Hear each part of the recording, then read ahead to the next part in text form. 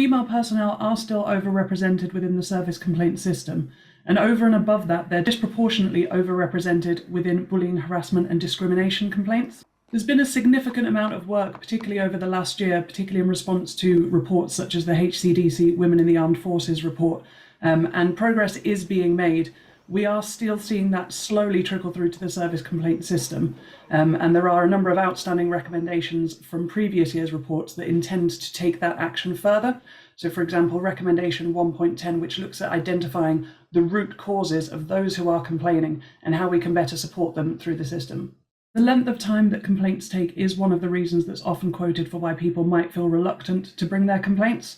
When we look at bullying, harassment, discrimination complaints, because of the number of respondents and witnesses who might be needed to speak to an investigator or take part in interviews, it is quite often the case that these complaints do take longer simply because of the need to organise those individuals, as opposed to more policy or terms and condition complaints, which can be resolved on paper a lot of the time. When we look at the efficiency of the system, it's one of the aspects that has improved the most this year. Although the KPI hasn't been met in terms of resolving complaints within 24 weeks, the timeliness level we saw last year was the best on record at 66%.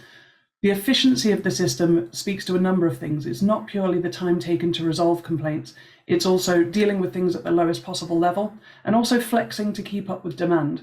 One of the things I'm really pleased with in this last year is that the system managed to close more cases than it accepted, despite seeing a 25% increase in the number of complaints. So improvements have been made on the time taken, and the system is operating better to keep up with those incoming complaints. I think the cultural change is filtering down. When I go out on outreach visits and I speak to individuals, everyone is very clear on their ability to challenge inappropriate behaviour and the methods by which they can speak up. Unfortunately, it does still remain the case that people might find it difficult or upsetting to raise a service complaint. What I would like is that everybody who experiences those sort of behaviours does have confidence in the system and can speak up and bring those issues forward, because unless we can see what's going wrong, we can't fix it.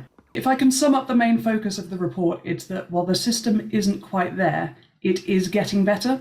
It's probably the most significant improvement we've seen sort of year on year. And I think if we actually continue that focus and that drive, whilst it's not there yet, for once we can actually say that real change is within reach. So I would encourage all sort of senior personnel to keep sending out those messages that complaints are nothing to be ashamed of. Everyone should have the right to raise a complaint, and that when those complaints are raised, they will be dealt with fairly, and that there is the Ombudsman looking after those complaints as independent oversight.